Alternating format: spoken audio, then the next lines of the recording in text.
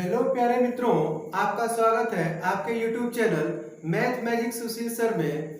मैं आज आप लोगों के लिए लाया हूं प्यारे मित्रों इतिहास जानने के स्रोत। इतिहास जानने के स्रोत में 3 लेक्चर हो चुके हैं प्यारे बच्चों। आज हम चौथे लेक्चर के बारे में बात करेंगे। जो 3 लेक्चर हमने दिए हैं प्यारे मित्रों, उसमें आपको बताए थे बौद्ध ग्रंथ तक हम बता चुके थे। हमारे जितने भी हम वीडियो डाल रहे हैं प्यारे मित्रों इतिहास का क्रम से आप पढ़ते जाइए। मैं दावे के साथ कहता हूं प्यारे मित्रों इतिहास आपका फेवरेट सब्जेक्ट बन जाएगा। तो चलिए हम लोग शुरुआत करते हैं लेक्चर नंबर 4 इतिहास जानने के स्रोत। हम आपको पढ़ा चुके थे बौद्ध ग्रंथ तक। आज बात करेंगे जैन ग्रंथ की। आज हम किसकी बात करेंगे मित्रों? जैन ग्रंथ। कौन सा ग्रंथ? जैन ग्रंथ। तो प्यारे प्यारे मित्रों, हम आपको बता रहे हैं कि इतिहास के बारे में कहां कहां से हमको जानकारी प्राप्त होती है। तो 3 लेक्चर में हम आपको कवर किए थे जैन ग्रंथ तक। अब चौथे लेक्चर में हम 3 लेक्चर में हम बौद्ध ग्रंथ तक कवर किए थे और चौथे लेक्चर में हम जैन ग्रंथ से शुरू कर रहे हैं प्यारे मित्रों। तो जैन ग्रंथ से भी हमको इतिहास की जानकारी मिलती है। अगर ये पूछा जाए कि अधिकांश जैन ग्रंथ किस भाषा में लिखे गए थे, तो प्राकृत एवं पाली भाषा में। पहला ही इंपॉर्टेंट क्वेश्चन है कि अधिकांशतः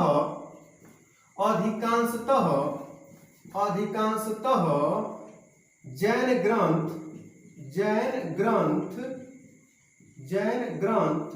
प्राकृत व पाली भाषा में लिखे गए थे। किस भाषा में? पाली भाषा में लिखे गए थे।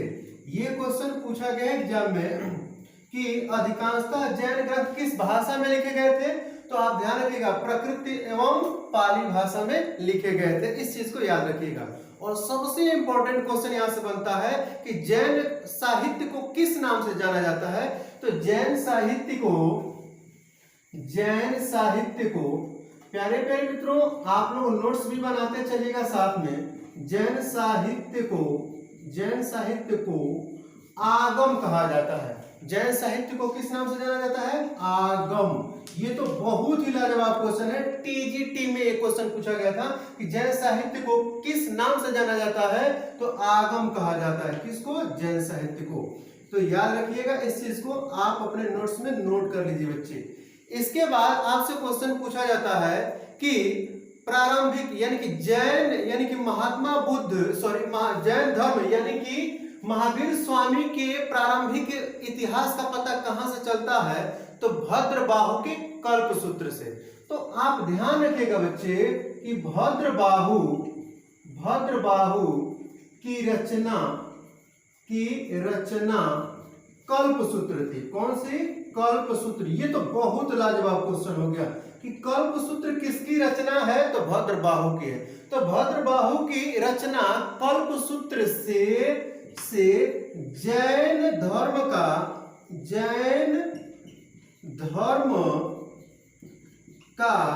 प्रारंभिक इतिहास पता चलता है। जैन धर्म के प्रारंभिक इतिहास, जैन धर्म के प्रारंभिक इतिहास का पता चलता है। इतिहास का पता चलता है। याद रखिएगा इस चीज को कि भद्रबाहु की रचना कल्पसूत्र से जैन धर्म के प्रारंभिक इतिहास का पता चलता है। याद रखिएगा, ये बहुत ही लाजवाब क्वेश्चन हो गया आप लोगों के लिए कि भद्रबाहु की रचना कल्पसूत्र से जैन धर्म का जो है प्रारंभिक इतिहास का पता चलता है। महावीर स्वामी के जीवन कार्यों का विवरण किससे प्राप्त होता है? तो भगवती सूत्र से। ये तो और लाजवाब क्वेश्चन हो गया कि महावीर स्वामी के जीवन कार्यों का विवरण, महावीर स्वामी के जीवन कार्यों का पता भगवती सूत्र से चलता है। किससे? भगवती सूत्र से पता चलता है। ये भी एक रचना है बच्चे, भगवती सूत्र। तो महावीर स्वामी के जीवन कार्यों का पता भगवती सूत्र से चलता है। और एक चीज और याद रखिएगा इसी में बच्चे कि जो भगवती सूत्र है उसमें 16 महाजनपदों का भी विवरण प्राप्त होता है और इसी में 16 महाजनपदों का विवरण प्राप्त होता है, विवरण प्राप्त होता है। लाजवाब क्वेश्चन है, याद रखिएगा एकदम से कि किस रचना में 16 महाजनपदों का विवरण प्राप्त होता है बच्चे। तो भगवती सूत्र में 16 महाजनपदों का विवरण प्राप्त होता है। एक और क्वेश्चन पूछा जा सकता है कि पुराणों में जैन साहित्य को किस नाम से जाना जाता है। तो पुराणों में जैन साहित्य को चरित कहा जाता है। पुराणों में जैन साहित्य को चरित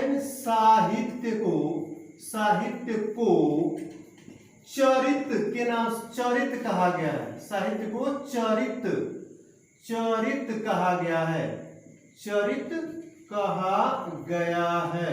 याद रखिएगा, ये तो लाजवाब क्वेश्चन, चाहे आप टीजीटी दो बच्चों या पीजीटी का एग्जाम दे, यहां से क्वेश्चन मिलते हैं। तो जैन साहित्य के बारे में कुछ हम आपको जानकारी दे दिए प्यारे मित्रों, इसका स्क्रीनशॉट आप ले सकते हैं। फिर हम आगे बढ़ेंगे। तो जैन ग्रंथ के बारे में जानकारी हो गई। जब इतिहास और डिटेल पढ़ाऊंगा प्यारे मित्रों तो आपको और भी चीजें हम आगे कवर करेंगे।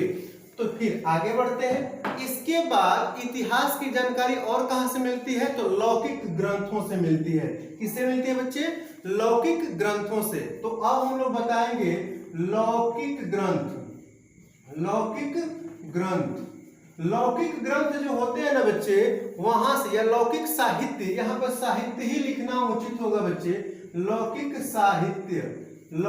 साहित्य से अब कौन कौन सी जानकारी मिलती है।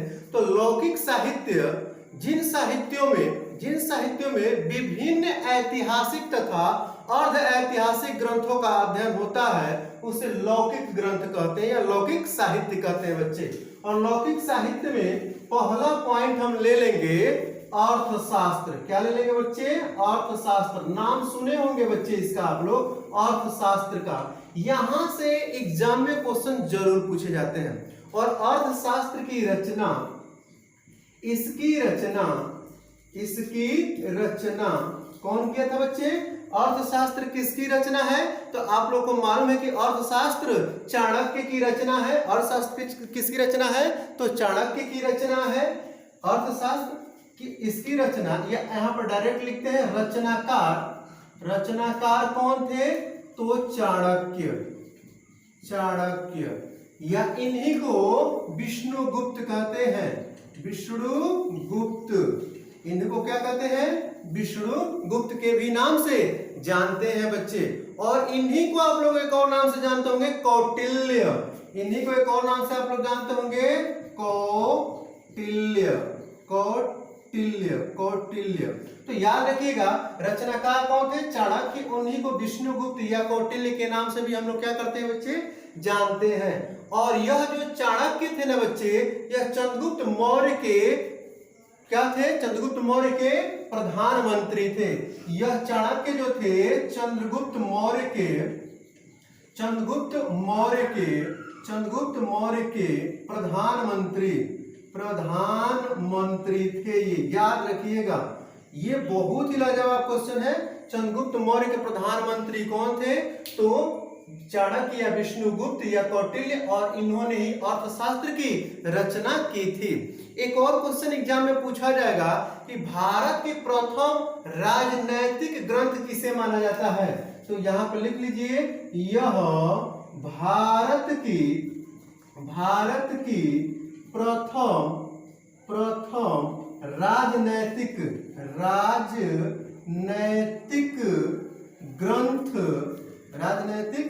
ग्रंथ मानी जाती है। तो याद रखिएगा बच्चे, ये तो और भी बेहतर क्वेश्चन हो गया कि भारत का प्रथम राजनैतिक ग्रंथ किसे माना जाता है। भारत का प्रथम राजनैतिक ग्रंथ किसे माना जाता है बच्चे। तो वो है अर्थशास्त्र। याद रखेंगे ना, और इसे तत्कालीन समय का दंड संहिता भी कहा जाता है। तो इसको तत्कालीन समय का दंड संहिता, इसे तत्कालीन यानी कि उस समय का तत्कालीन समय का दंड संहिता भी कहा जाता है। दंड संहिता भी कहा जाता है। तो आप लोग ध्यान रखिएगा कि वास्तव में देखा जाए तो यह अर्थशास्त्र भले ही इसका नाम है, लेकिन यह किस प्रकार की रचना है? तो दंड संहिता है प्यारे मित्रों। ये कई बार एग्जाम में पूछा गया है, हम भी एग्जाम में बैठे उसमें भी पूछा गया था कि अर्थशास्त्र का संबंध किस विषय से है। तो अर्थशास्त्र का संबंध किस विषय से है? दंड संहिता से है। या किससे इसका संबंध है? दंड संहिता से है। और याद रखिएगा प्यारे मित्रों, इस अर्थशास्त्र से मौर्यकालीन समाज और राजनीति का विवरण प्राप्त होता है। नोट में लिख लीजिए कि अर्थशास्त्र से मौर्यकालीन समाज का, मौर्यकालीन जो समय था उस समय के राजनीतिक और सामाजिक व्यवस्था का क्या मिलता है? विवरण मिलता है। इसमें कुल कितने अधिकरण है ये पूछा गया था एक क्वेश्चन कि इसमें कुल कितने अधिकरण है। तो इसमें कुल 15 अधिकरण है। 15 अधिकरण हैं। तो इस रचना में कुल कितने अधिकरण है बच्चे? तो कुल 15 भागों में बटी हुई है, अर्थात 15 अधिकरण है। तो इसका आप लोग स्क्रीनशॉट ले सकते हैं बच्चे। और एक बात और ध्यान रखिएगा बच्चे, जो ये विष्णुगुप्त थे, जो ये विष्णु या चाणक्य थे, इनके ही दिमाग से चल करके, इनके ही बताए हुए मार्ग पर चल करके चंद्रगुप्त मौर्य ने एक बहुत ही बड़े साम्राज्य का विस्तार किया था प्यारे मित्रों। तो फिर आगे हम लोग बढ़ते हैं। तो फिर आगे लौकिक ग्रंथ में दूसरा पॉइंट हो जाएगा बच्चे, जो दूसरा पॉइंट होगा वो हो जाएगा अष्टाध्यायी। देखिए बहुत ही इंपॉर्टेंट हम रचनाओं का नाम लेते जा रहे हैं आप लोग के सामने, इसको आप नोट करते चलिएगा और पढ़िएगा ध्यान से। अष्टाध्यायी 8 अध्याय है इसमें, इसीलिए इसका नाम क्या पड़ गया? अष्टाध्यायी। तो प्यारे प्यारे मित्रों, जो अष्टाध्यायी है इसके रचनाकार कौन है बच्चे? तो वो है पाणिनि। रचनाकार, तो रचनाकार जो थे वो थे पाणिनि। रचनाकार कौन था बच्चे? तो वो थे पाणिनि। बहुत ही संस्कृत के महान विद्वान थे ये। और इसकी रचना कब मानी जाती है? तो 400 ईसा पूर्व लगभग। रचनाकाल इसका माना जाता है 400 ईसा पूर्व। और ध्यान रखिएगा ये जो डेट है वो लगभग में दिया गया है बच्चों। किस में दिया गया है? लगभग में। और ध्यान रखिएगा बच्चे, जो अष्टाध्यायी है ना, इसमें पूर्व मौर्यकालीन भारत के राजनीतिक दशा का विवरण है। यानी कि कहने का मतलब है इसमें पूर्व मौर्यकालीन यानी कि मौर्यकाल से पहले की घटना इससे पता चलता है। इसमें पूर्व मौर्यकालीन घटना का विवरण मिलता है। तो याद रखेंगे ना कि इसमें किस समय की घटना का विवरण मिलता है? तो पूर्व मौर्यकालीन। और याद रखिएगा संस्कृत व्याकरण का प्रसिद्ध प्रथम ग्रंथ माना जाता है इसे। तो यह जो अष्टाध्यायी है ना बच्चे, इस रचना को संस्कृत व्याकरण का प्रसिद्ध ग्रंथ माना जाता है, प्रथम ग्रंथ भी माना जाता है। तो इसे संस्कृत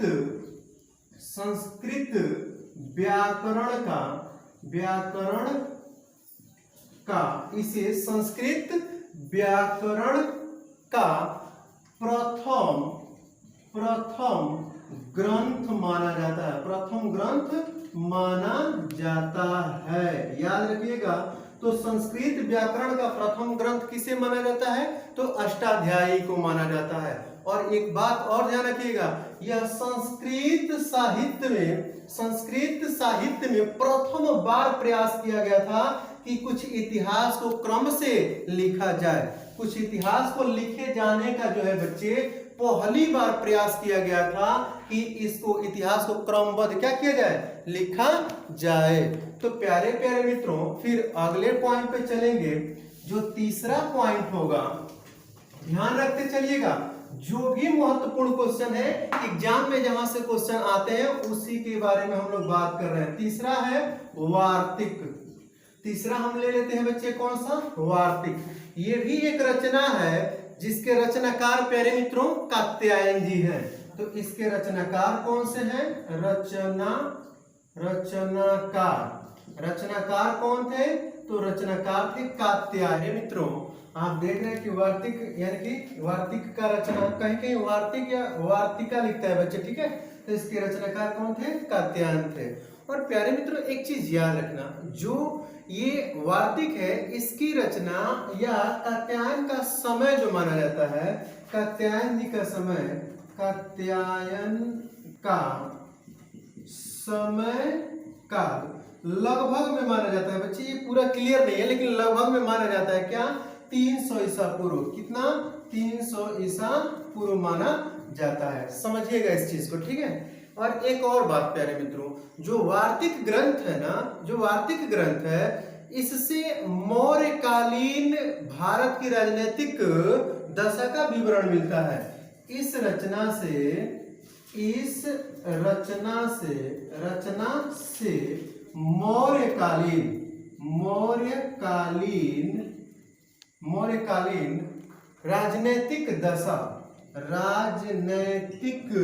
राजनैतिक दशा का विवरण मिलता है। तो इस चीज को भी याद रखिएगा कि इस रचना से मौर्यकालीन राजनैतिक दशा का विवरण प्रस्तुत होता है। तो प्यारे मित्र देखिए, हम क्रम से आपको रचनाओं को बताते जा रहे हैं बच्चे। फिर जब आगे हम इतिहास शुरू कर देंगे, अभी तो ये इतिहास जानने के स्रोत बता रहा हूं, इतिहास शुरू कर देंगे प्यारे मित्रों, और भी डिटेल हम आपको बताना शुरू करेंगे। पहले तो ये ट्रेलर शुरू करें ताकि आपको इतिहास क्रम से समझ में आए। तो फिर अगला कंसेप्ट हम लेकर के चलेंगे बच्चे। जो अगला पॉइंट होगा, जो चौथा पॉइंट होगा ना बच्चे, इसमें आप याद रखिएगा बुद्ध चरित्र। चौथा पॉइंट याद रखिएगा बुद्ध चरित्र। तो प्यारे प्यारे मित्रों, अब हम लोग देखेंगे बुद्ध चरित्र। क्या देखेंगे, बुद्ध चरित्र। और ये बहुत ही महत्वपूर्ण रचना मानी जाती है। जो बुद्ध चरित्र है ना बच्चे, इसके रचनाकार कौन है, तो अश्वघोष। जो बुद्ध चरित्र है, ये तो बहुत लाजवाब क्वेश्चन कई बार एग्जाम में पूछा गया है। इसके रचनाकार कौन थे, तो इसके रचनाकार कौन थे, तो अश्वघोष। और अश्वघोष किसके दरबार के कवि थे प्यारे मित्रों, तो ये कनिष्क के दरबारी कवि थे। ये कनिष्क, ये तो बहुत लाजवाब क्वेश्चन हो गया। कनिष्क के दरबारी थे, कनिष्क के दरबारी कवि। आपसे पूछा जाए कि कनिष्क के दरबारी कवि कौन थे, तो अश्वघोष थे। ये बहुत महत्वपूर्ण कवि थे जिन्होंने बुद्ध चरित्र की रचना की थी प्यारे मित्रों। इसके बाद यह रचना काल प्रथम शताब्दी मानी जाती है। जो ये रचना काल है इसका, ये प्रथम शताब्दी मानी जाती है। रचना काल जो है वो प्रथम शताब्दी मानी जाती है। लगभग कौन सी शताब्दी मानी जाती है, प्रथम शताब्दी में इसकी रचना हुई थी। और इसकी भाषा पूछ देना बच्चे, इसकी भाषा क्या थी, तो इसकी भाषा जो थी ना, वो भाषा थी संस्कृत। या किस भाषा में लिखी गई थी, तो किस भाषा में लिखी गई थी बच्चे, तो संस्कृत भाषा में लिखी गई थी। और याद रखिएगा, जो ये बुद्ध चरित्र है ना बच्चे, यह गौतम बुद्ध के विविध चरित्रों का वर्णन प्रस्तुत करती है। यह जो रचना है महात्मा बुद्ध के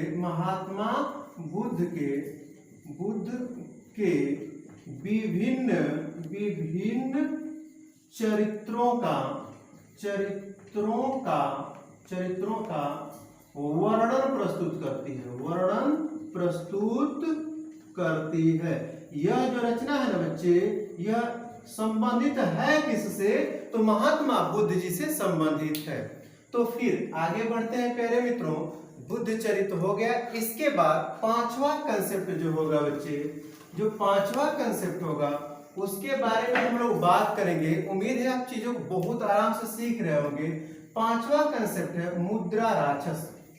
मुद्रा राक्षस हम जानते हैं प्यारे मित्रों कि आप लोग नोट्स बना रहे होंगे।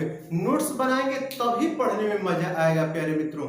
जो ये मुद्रा राक्षस है, यह जो है ऐतिहासिक नाटक है। यह क्या है? ऐतिहासिक नाटक है प्यारे मित्रों। अगर जो आप नोट्स बनाएंगे ना तो आप देखेंगे कि अगर जो 10 लेक्चर हम खत्म कर देते हैं तो आप देखिएगा कि आपके पास एक बहुत ही इतिहास का बेहतरीन नोट्स भी बन जाएगा और बहुत ही अच्छी समझ भी हो जाएगी आप लोग को। तो जो मुद्रा राक्षस है वह क्या है? ऐतिहासिक नाटक है। इसके रचनाकार कौन है? तो विशाखा दत्त या विशाख दत्त। तो इसके रचनाकार कौन है? तो ये है विशाख दत्त। कौन है? विशाख दत्त माने जाते हैं। जो इसके रचनाकार है वो विशाख दत्त है प्यारे मित्रों। और इसका रचना काल लगभग 400 ईस्वी। रचना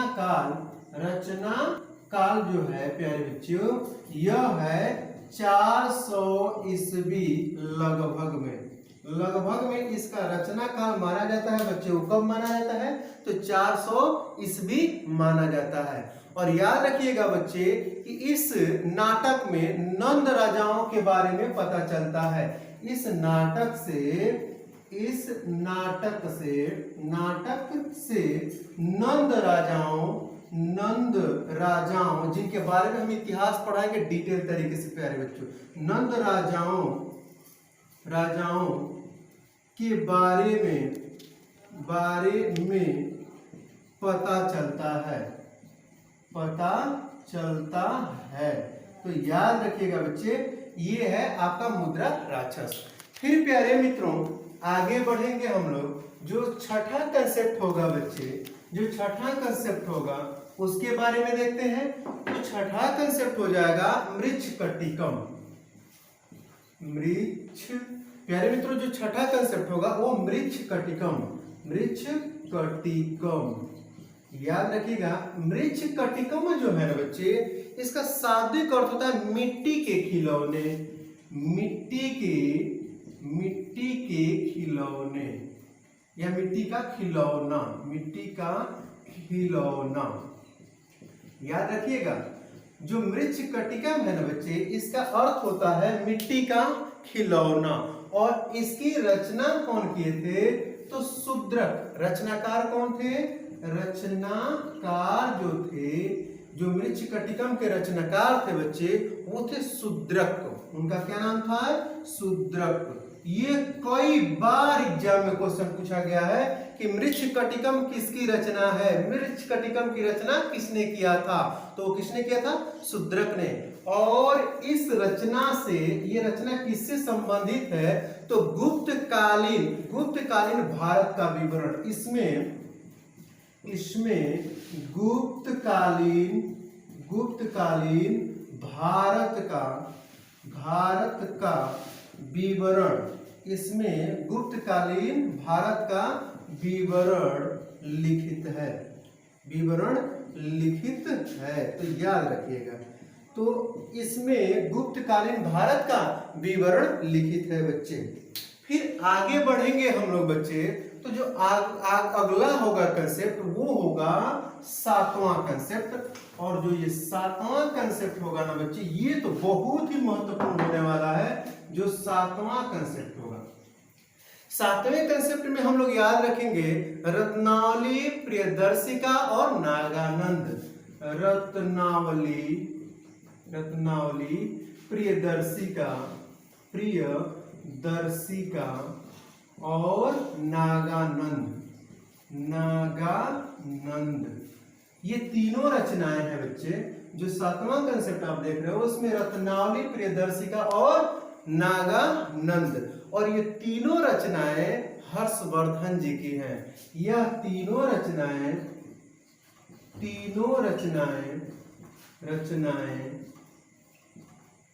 तीनों रचनाएं जो है यह सम्राट हर्षवर्धन की हैं। हर्षवर्धन की हैं।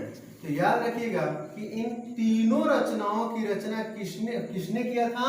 तो हर्षवर्धन ने किया था। इन तीनों रचनाओं का रचना किसने किया था? हर्षवर्धन ने किया था। और यह नाटक था, यह एक प्रकार का क्या था बच्चे? नाटक था। और 7वीं शताब्दी का इतिहास इनसे पता चलता है। ये याद रखिएगा, इन नाटकों से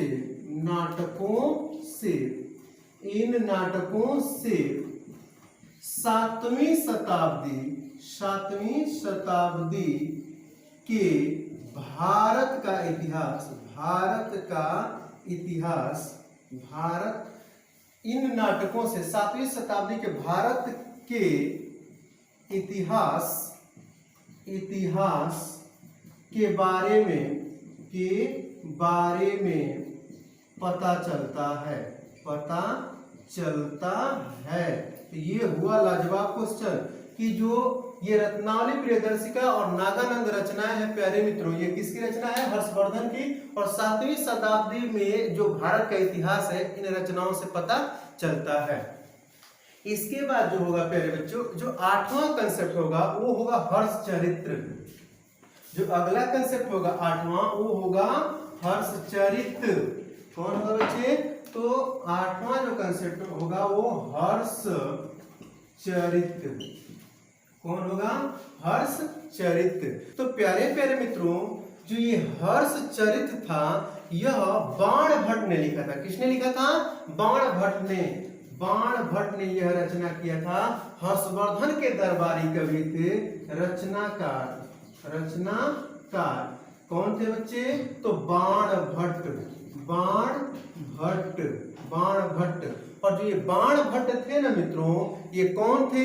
तो ये जो थे हर्षवर्धन के दरबारी कवि थे। हर्षवर्धन के दरबारी कवि थे। कौन? तो बाणभट्ट हर्षवर्धन के दरबारी कवि थे और इनकी रचना थी हर्षचरित्र। और प्यारे मित्रों, हर्षकालीन भारत का इतिहास का पता चलता है इस रचना से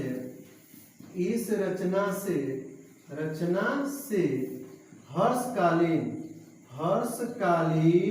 भारत का विवरण का पता चलता है। हर्षकालीन भारत के विवरण का पता चलता है।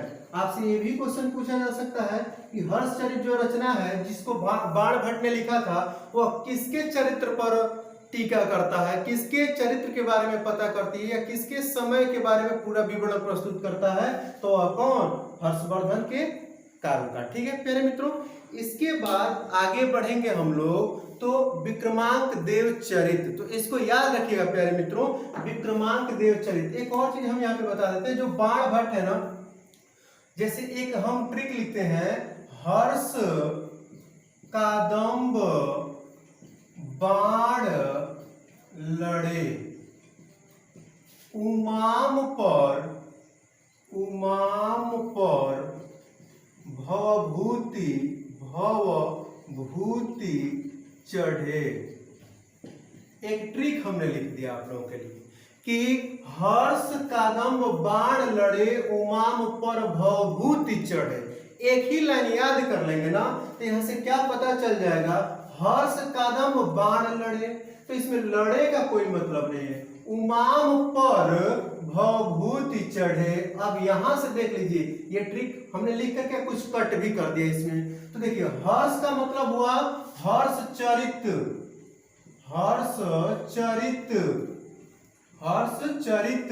और कादम्ब का मतलब हुआ कादम्बरी। ये दोनों रचनाएं किसकी है बच्चे? तो ये किसकी है? बाणभट्ट की। बाण लड़े का मतलब बाणभट्ट की रचना है। इसके बाद उमाम पर भवभूति चढ़े, उ का मतलब हुआ उत्तर रामचरित्र। लिखते रहिएगा कॉपी में, उत्तर रामचरित्र। उमा से महावीर चरित्र और मो से मालती माधव, मालती माधव, माधव। और ये जो तीनों रचनाएं हैं ना बच्चे, यह किसकी रचनाएं हैं? तो भवभूति की रचनाएं। याद रखिएगा, बहुत लाजवाब ट्रिक आपको दे दी है, तो ध्यान रखिएगा। हर्ष का दम बाण लड़े उमाम पर, भवभूति चढ़े, तो यहाँ से हो गया हर्षचरित और कादंबरी बाण भट्ट की रचना है। और उत्तरामचरित, महावीर चरित और मालती माधव किसकी रचना है? भवभूति की रचना है बच्चे। इसके बाद ध्यान रखिएगा, इसके बाद जो है विक्रमांक देव चरित्र की रचना किसने किया था? बिल्हड़ ने किया था। तो प्यारे मित्रों, फिर हम लोग मिलेंगे अगले वीडियो में, तब तक के लिए नमस्कार।